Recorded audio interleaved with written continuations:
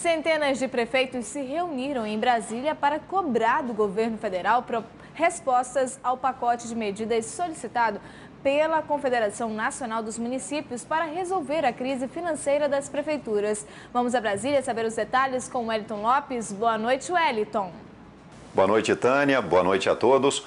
Os prefeitos, muitos deles em final de mandato e preocupados em fechar as contas para não serem pegos pela Lei de Responsabilidade Fiscal, cobram do governo compensações financeiras. Eles alegam que perderam arrecadação e que têm mais despesas do que receita.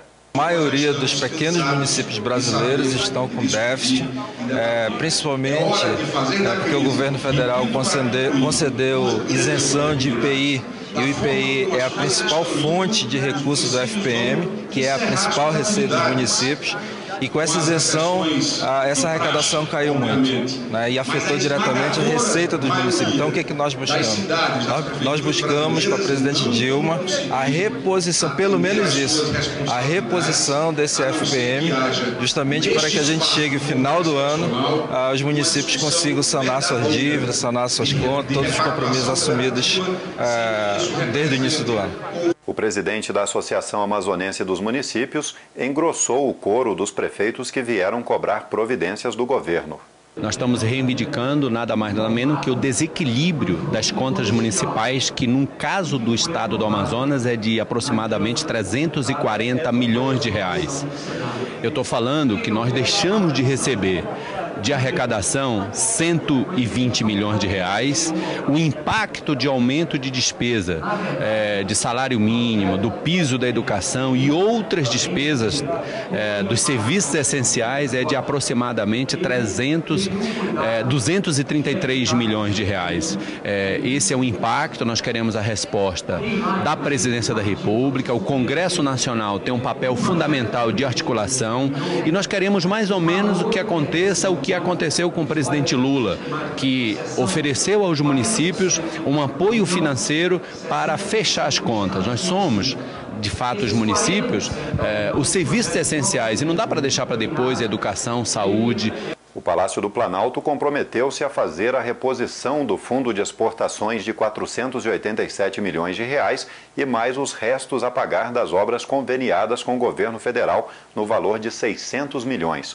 Os outros pedidos vão ser tratados na próxima rodada de negociações, que deve acontecer no dia 29 ainda deste mês. Agora, mudando de assunto, jovens indígenas do Amazonas participaram hoje, aqui em Brasília, do Fórum Nacional de Saúde Mental Infanto-Juvenil. Assuntos polêmicos e que afligem índios de vários cantos do país foram tratados. Angelina Moçambite veio da comunidade Umariaçu, em Tabatinga, e Caleb Catachunga, da comunidade Filadélfia, em Benjamin Constant. Eles foram selecionados nas oficinas de comunicação promovidas pelo Unicef no Amazonas para contribuírem com a elaboração de políticas públicas voltadas para a saúde mental de jovens e crianças nas comunidades indígenas.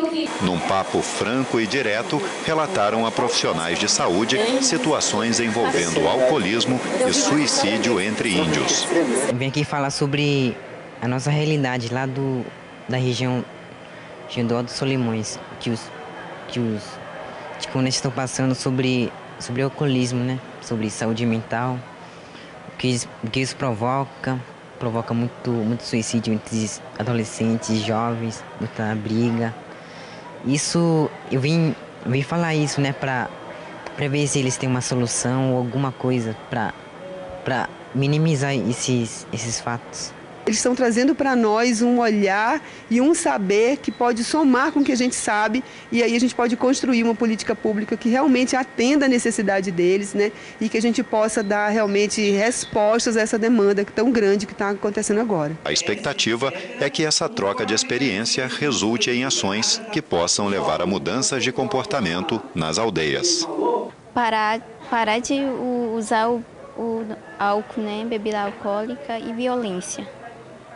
Por hoje é isso, uma ótima noite a todos e até amanhã. Obrigada pelas informações, Wellington. Tenha uma boa noite. Governo do Amazonas inicia o processo de entrega da primeira etapa do residencial Viver Melhor, construído por meio do programa Minha Casa Minha Vida. 3.511 famílias foram beneficiadas. O sorteio das moradias foi o primeiro passo para a entrega da primeira etapa do residencial Viver Melhor.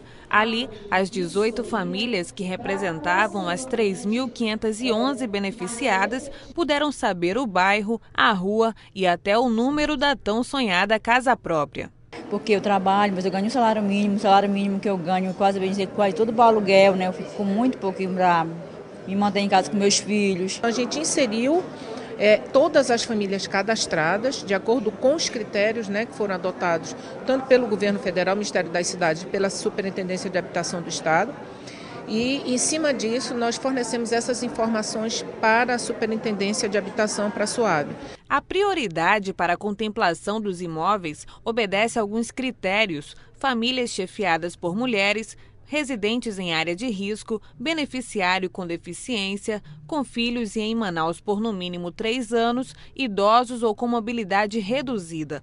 Do total de imóveis entregues, 16% são adaptados a pessoas com deficiência. O nosso volume ele foi um projeto de mais ou menos 9.000 habitações. Então foram 9.000. Então nós estamos entregando as primeiras 3.500. Então é um projeto arrojado.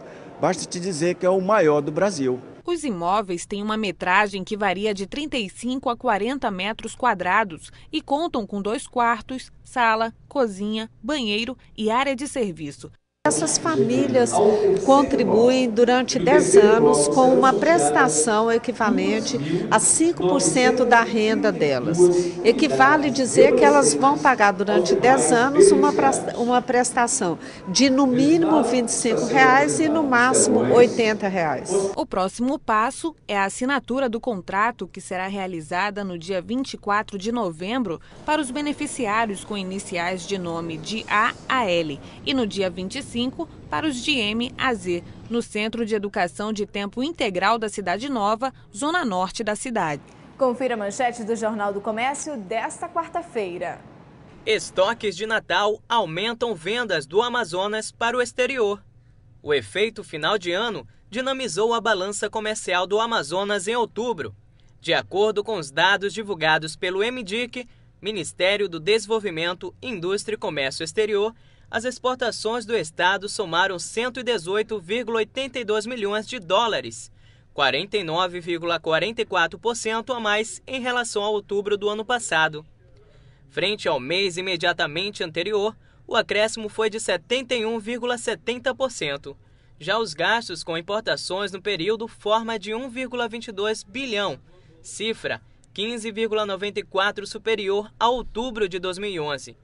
Apenas na comparação com setembro, as importações registraram leve queda de 6,15%. Para o consultor empresarial e presidente do Corecon Amazonas, Ailson Rezende, o incremento das exportações se deve ao abastecimento de mercados como Argentina, Venezuela e Colômbia, que fazem estoques de Natal. Veja a seguir: ONGs da capital e interior do Amazonas fazem encontro para fortalecer as parcerias. Nós voltamos já já.